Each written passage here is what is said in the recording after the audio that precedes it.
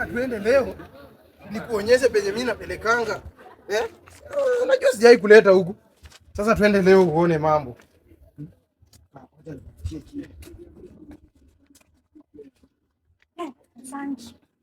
Waiter. Fanya vile tunafanyanga.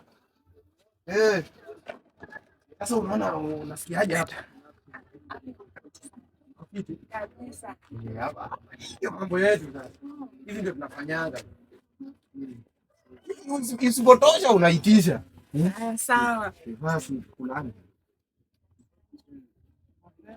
Sasa after hapo inakuwa a few moments later.